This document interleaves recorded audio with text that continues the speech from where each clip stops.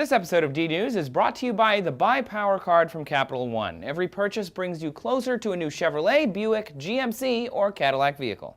Nuclear power is like the unloved child of sustainable energy. It's got so much potential, but it only gets noticed when it does something wrong. If only people could just see how cool it is.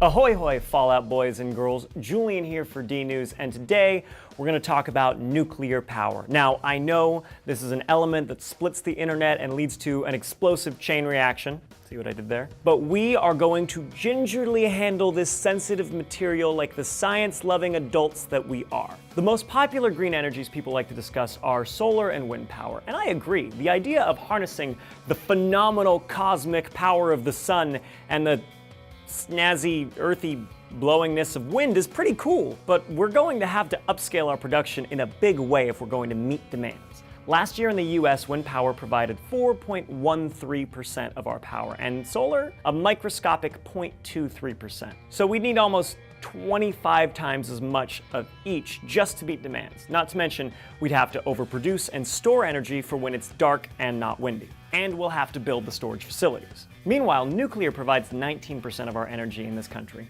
but we're using an idea we haven't updated since the 50s, the light water reactor. Light water reactors split uranium-235 to heat water.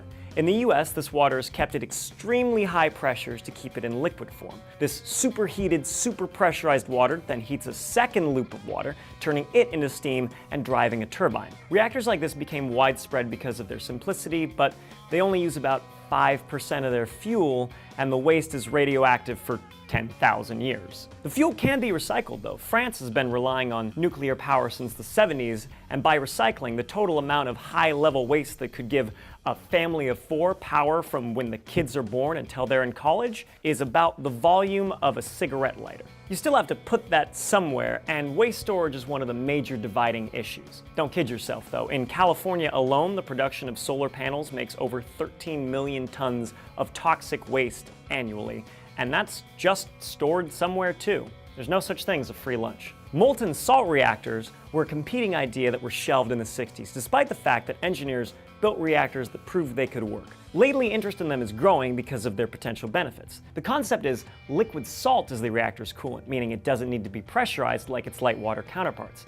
This means there's no complication from loss of pressure, like the rapid expansion of radioactive gas or loss of coolant to the reactor. In fact, it's possible to design molten salt reactors in such a way that they are self-regulating and meltdown-proof. And it gets better. Molten salt reactors that would use thorium as their fuel source would use almost 100% of their fuel, and they would breed more of their own. When thorium-232 is hit with a neutron, it absorbs it and eventually decays into uranium-233. U-233 is fissile and shoots out 2 or 3 more neutrons. These can keep the chain reaction going and also bombard more thorium to generate more uranium. Thorium has the benefit of being 3 to 4 times more abundant than uranium, and right now it's just a hazardous waste byproduct of rare earth mine. So we're already digging the stuff up and have nothing to use it for. Thorium-232 has a half-life of over 14 billion years, but once it's been used in a liquid fluoride thorium reactor, 80% of the waste decays to safe levels in 10 years. And the products of a lifter reactor are hard to use for nuclear weapons, so there's less of a worry about nuclear proliferation.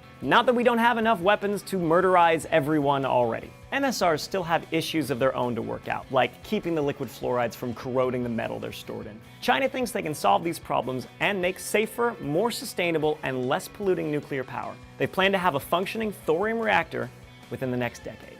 If you're worried about the storage of nuclear waste, Anthony has some pretty cool info for you here about how it's compacted and stored. What are your thoughts on the future of energy? Do you have a personal favorite solution? Let us know in the comments, and I'll see you next time on D-News. This episode of D-News was brought to you by the Buy Power card from Capital One. Every purchase brings you closer to a new Chevrolet, Buick, GMC, or Cadillac vehicle.